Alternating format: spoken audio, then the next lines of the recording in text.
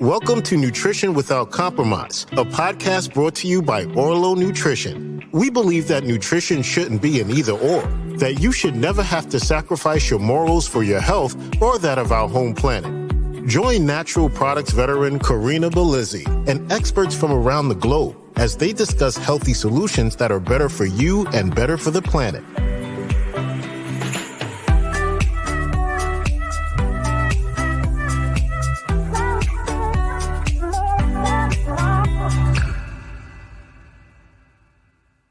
Hello and welcome to another interview episode of Nutrition Without Compromise.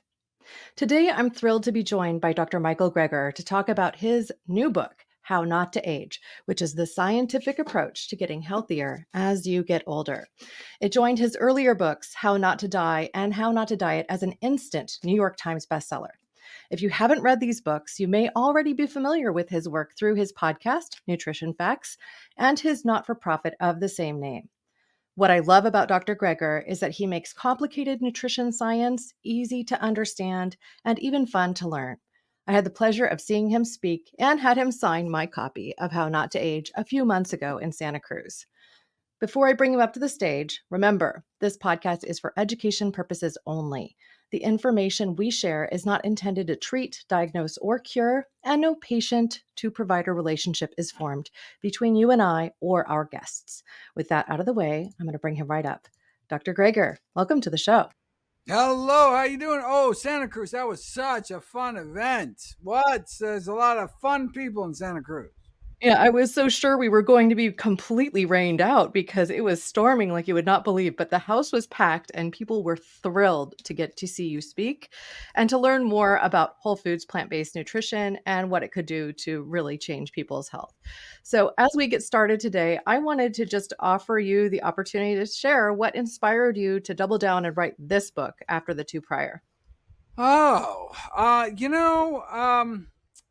It reminded me a little of my last book on weight loss, How Not to Diet. Both the diet and anti-aging industries are these multi-billion-dollar behemoths, and with so much money in the mix, the temptation to promote products purporting all sorts of preposterous claims is apparently irresistible. Right? Even an educated layperson, trying to find basic practical advice in either arena, living lighter or longer, is just faced with an inscrutable barrage of pills and potions, or even as a physician with the luxury of wading neck deep through the peer-reviewed literature. It's been a challenge to tease the, naked truth, separate facts from farce. And so I'm afraid that, casual observer would just have no hope. So that's the kind of book I like to write, because I want to, cut through all that nonsense and get to the truth.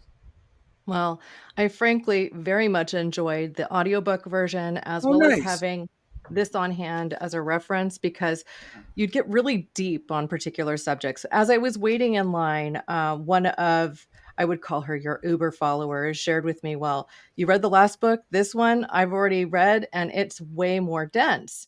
And what she meant by that is it reads like it's a primer on so many of the subjects that you've already touched on. So the detail in here is really quite expansive. And so I frankly found it to be really interesting. I learned about things like Fisetin that I had no knowledge of before and didn't expect to learn so much new, which is always really nice to see. Oh my God. Look, I learn as much as anybody else. Writing these books, as people get reading these books. I wasn't taught about this stuff in medical school. In fact, there were entire fields of medicine, entire fields of science like the microRNAs that weren't even discovered when I graduated from medical school. So, it was a huge amount of fun to learn about all these stuff. Because as I was reading them, as I was studying these topics, I realized, I can't wait to share this with everybody. And it takes a couple of years, but eventually it all came out. And people seem to be benefiting. It's not exactly, poolside beach reading, but there's a lot of good information there. Yeah. Well, I wonder if you could share with us what some of the most surprising or impactful findings might have been while you were writing this book. Are there any myths about aging that you think that could aim to help us debunk? Oh my gosh, so much. So many surprises. The exercise, surprisingly, the exercise chapter was controversial. Sleep, red wine, resveratrol, NAD supplements, vitamin D, fish, protein restriction, microRNAs. The list goes on and on. Just totally shocking. Went in thinking one thing, came out thinking another thing. And then probably the biggest myth is the protein issue. When it comes to protein and aging, less may be more. Reducing protein intake, meaning restricting protein down to recommended levels of intake. It's the only thing that I could find that could help block all 11 of the aging pathways, boosting D, improving immunity, decreasing oxidative stress, inflammation, insulin resistance, as well as the cancer promoting growth hormone IGF-1. Surprisingly, there's no benefit to adding extra protein to the diets of older men and women in terms of muscle mass, muscle strength, or muscle performance.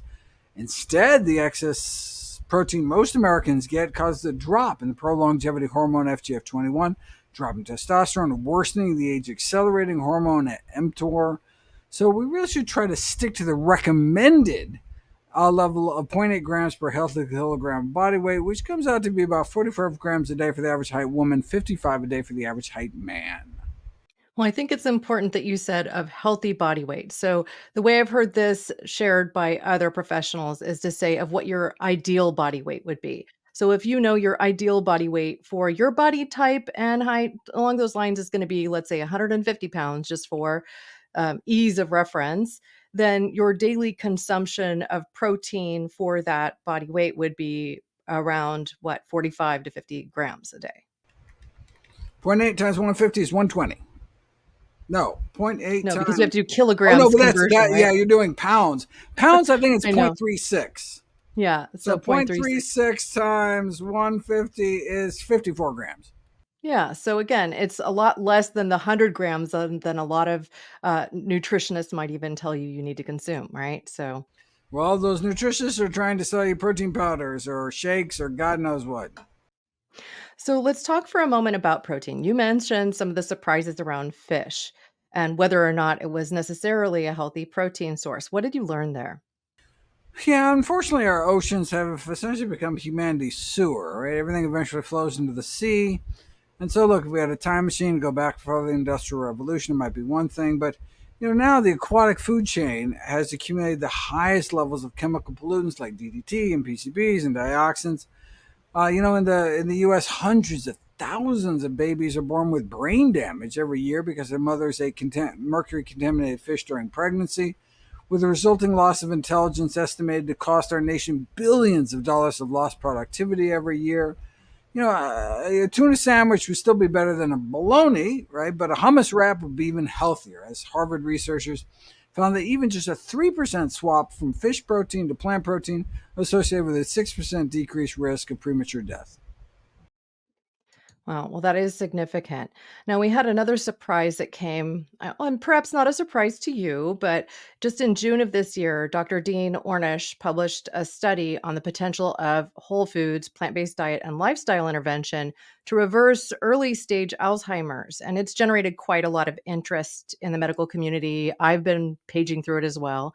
Can you share your thoughts on that study and also comment on the protocol, which he included quite a few supplements, which I know typically you don't recommend, but he included omega 3s, EPA and DHA, curcumin, probiotics, multivitamin, multimineral, CoQ10, vitamin C, vitamin B12, magnesium, and lion's mane, which to me seemed like a lot. I just love your perspective overall.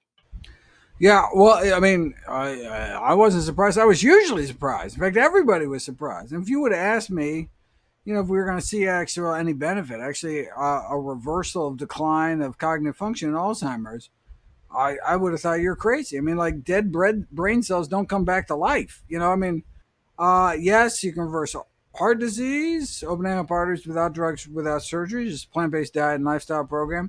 A reverse progression of early stage prostate cancer, the same plant-based diet program. But Alzheimer's, that was a gutsy move, and it paid off. So about 40% of those randomized to the plant-based diet and lifestyle group showed a reversal of progression, meaning they ended up with better cognition and function 6 months later than they did at the beginning. of the study. I mean, for people with early stage Alzheimer's disease. Now, it wasn't just a plant based diet. There were supplements. There was exercise, like walking half an hour a day. There was stress management, like breathing exercises, relaxation exercises, social support, meaning like this was done mostly over the pandemic. So it was like Zoom meetings to support each other to stick to the path. They were given food, so to improve compliance, they're actually given healthy food, have it delivered to their houses. And so, whether this could be replicated in the real world where people are, walking past the donut shop every day and maybe have various temptations, it's not clear, but it shows at least, the more you comply with the diet, the better apparently you see the results.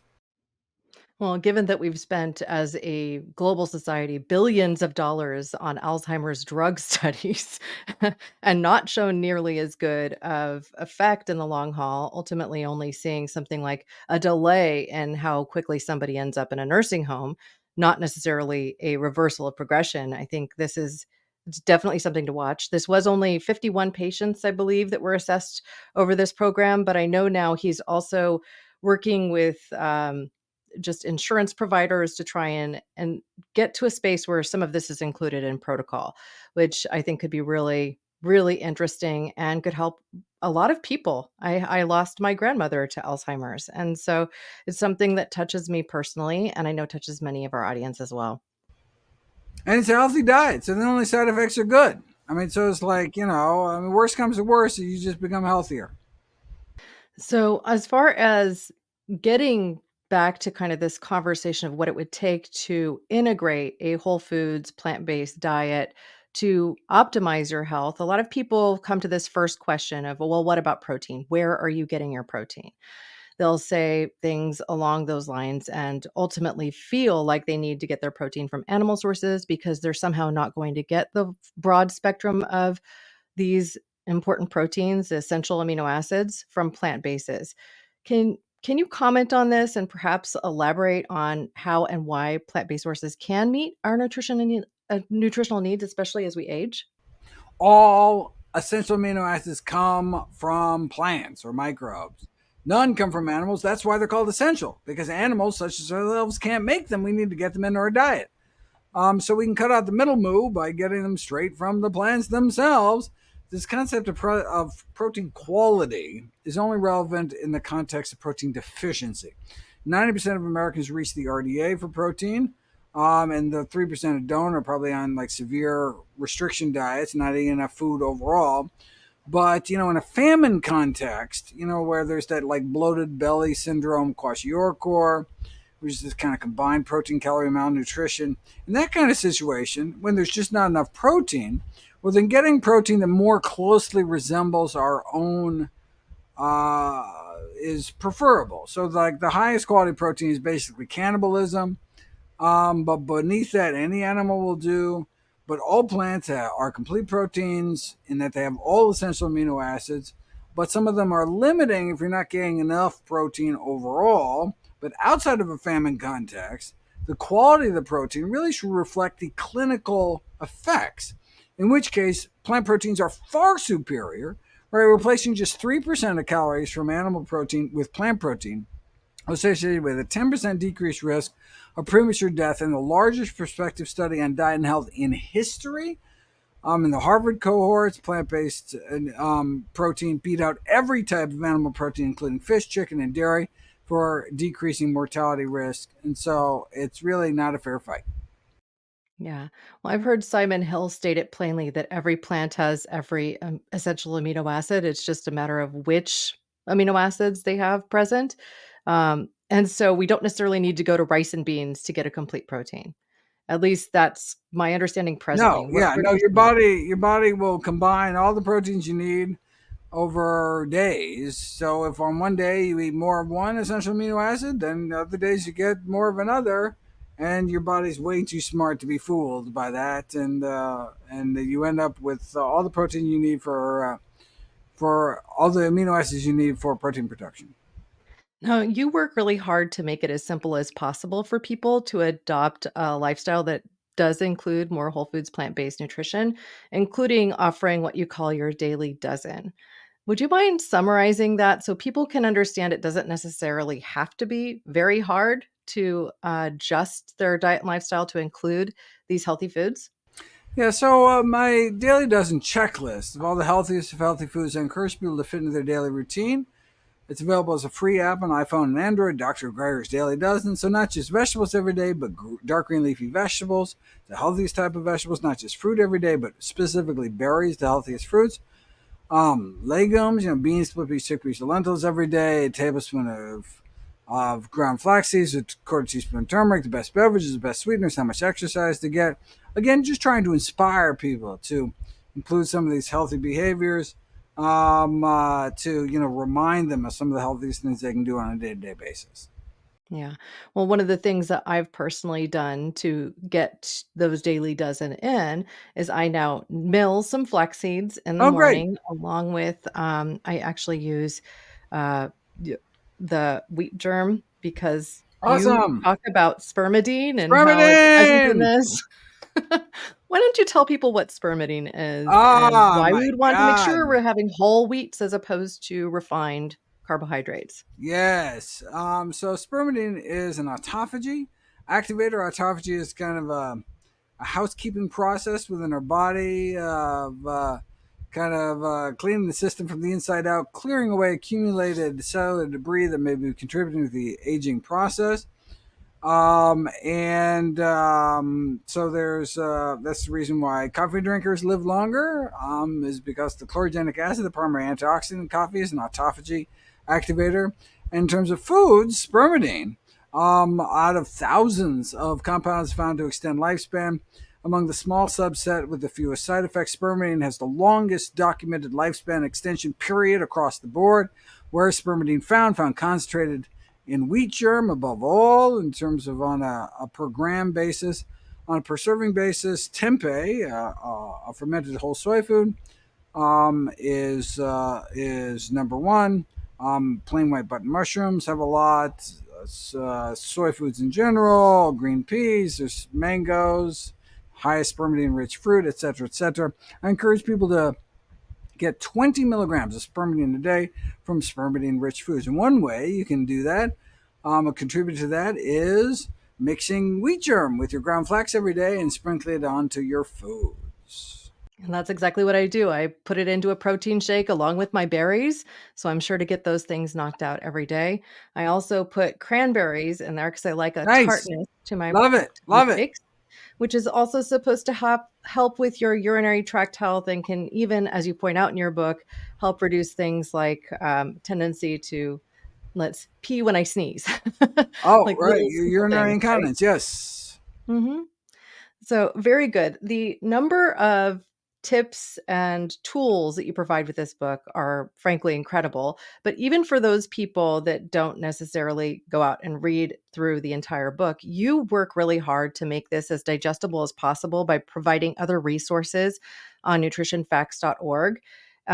Short form videos are available. And what I want to say, just as a thank you, is that it has helped me to help explain to my husband my choices to go to a whole foods Great. plant-based style Great. of eating because he was skeptical and didn't necessarily want to support all of that choice. He still does consume meat, but I'm mostly plant-based at this point. And it's helped me to even find certain recipes that really work for me. Like I'm combining dragon kale, or what do they call it? Dinosaur kale. I call it dragon Dinosaur kale, kale. Woo. with lentils and beans and making some really interesting Oh, you're stews. making me hungry.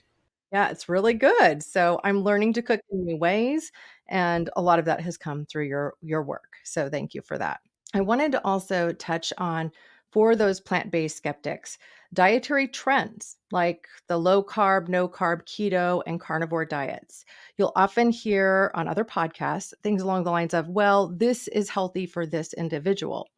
And I wonder if you have a perspective on this. What are your views specifically on these other diets in terms of their long term health effects, their sustainability, and is it possible that they could be a healthier option for some people? Yeah, this whole concept of personalized nutrition or personalized medicine is because, I mean, that's how you make money. Is you, I mean, if you get generic advice, no one's willing to pay for generic advice. Eat your greens, whatever. But if you take someone's swab of someone's cheek and read their DNA, put it through the fancy machines, digital readouts, or whatever, they do some metabolomics on some blood sample, and then they say, you, based on unique genetic makeup, really need to eat greens. Now, if someone is going to eat greens under those circumstances who ordinarily wouldn't, you could argue that it's worth them paying hundreds of dollars for some advice that you didn't need to pay anything for. You could argue that that's worthwhile, but it's really just scammy nonsense. I mean, there's small differences between, some people are lactose intolerant, some people are not, some people metabolize caffeine more or less efficiently, but I mean, when you go to the zoo, there's a diet for aardvarks and a diet for zebras and a diet for gorillas, and it's not like, oh no, that zebra gets a different diet than that other zebra. No, there's like the zebra diet. Well, there's like a human diet that is most helpful for us, and with very few exceptions, it's now that's not how you make money, but it's just the truth of the matter. And then in terms of these trends like low carb diets. I mean, this is like the '70s with the Atkins diet. I mean, it's like these come back over and over again. People love hearing good news about their bad habits, and who doesn't want to eat butter on their bacon or whatever it is. And But the problem is that those eating even lower on the carbohydrate spectrum live significantly shorter lives. And so, the goal of weight loss is not to fit into a skinnier casket, even if these were sustainable in the long run. Yeah.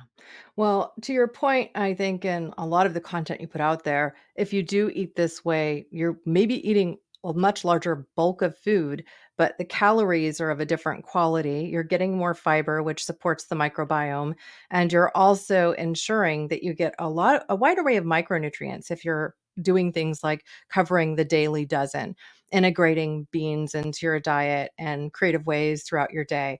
I even did follow your advice of putting white beans in my oatmeal in the Oh, morning, and I cool. didn't even notice them. They're That's just right. You mush them right in, delicious. and you have no idea. Whether it's sweet or savory, it didn't really impact the texture Perfect. or the flavor. Perfect. So you get Smart. more protein, more fiber, and it's healthy. So there's some good ways to do this. Fantastic. Okay, so I'm curious about your thoughts on where we're headed in the future of nutrition. Looking ahead, what do you see as the most promising areas of research in the field of aging and longevity? Oh, my God. So many juicy, unanswered research questions. Many of these things, they're just, unpatentable, natural substances or foods where no one can make any money. And so it's very difficult to get funding. But, there are people willing to raise funds like Dr. Ornish did for his Alzheimer's reversal study. And, nonprofits are willing to, contribute. And so, hopefully there'll be more of that research and all the, chronic aging diseases. Hopefully, we'll, get the TAME trial underway to see if we can, get the FDA to recognize anti-aging as an indication for treatments. Otherwise, if it's not reimbursable, it's not billable. Basically, it's ignored by the medical profession. That was the big push behind labeling obesity as a disease, because then all of a sudden you get more research dollars. Similarly, if aging was considered a disease, hopefully research dollars would flow in the same direction.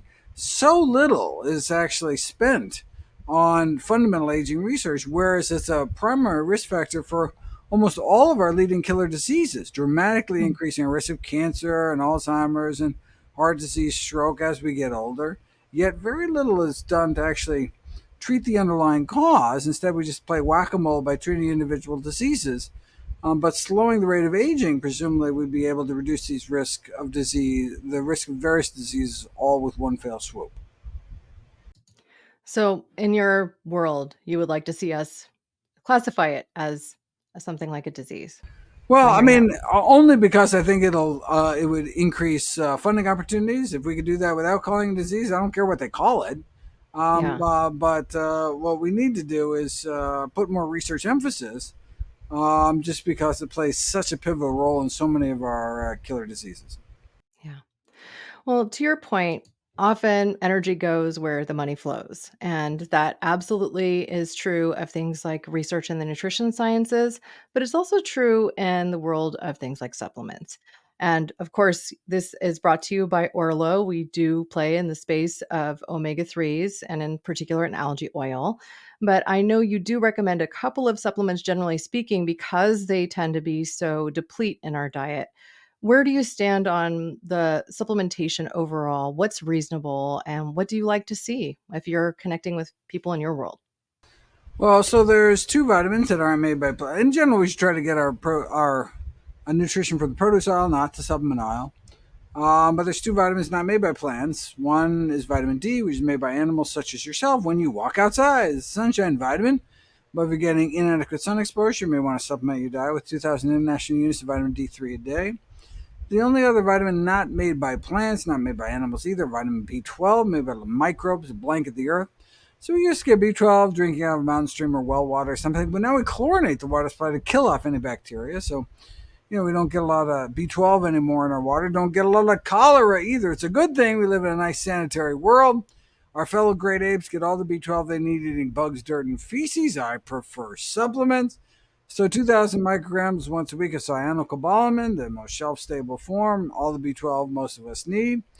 Costs about $5 a year. And then we should probably consider 250 milligrams of a pollutant-free, like algae-based DHA every day for cognitive health, particularly for older men. Yeah. Well, you can get your omegas from algae. You don't have to go to the fish.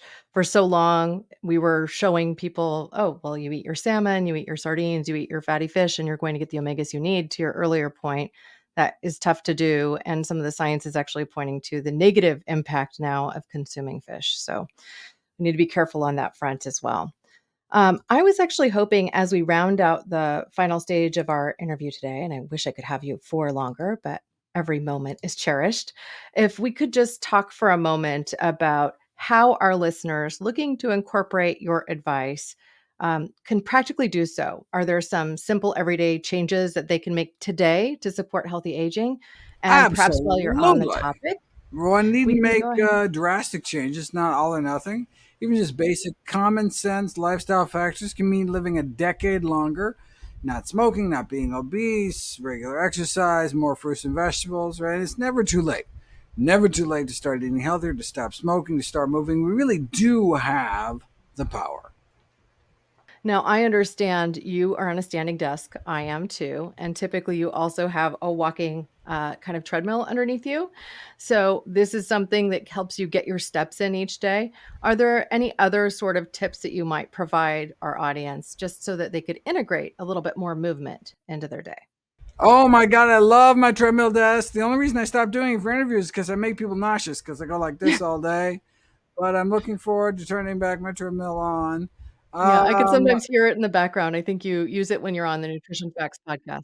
yeah, I know I don't want to make people motion sick, but well, I mean, the only reason, I mean, it's you can get a lot of steps in, and you can continue to do work. I mean, that's the problem for me is it's lots of different ways to exercise, but the one that I can continue to contribute to the world at the same time. That's what does it for me. But do what you enjoy. It's all about what's sustainable. So walk your dog, go with friends, play sports, whatever that really And so you don't have to white knuckle it to do it. You actually enjoy the activity, walk in the woods, etc.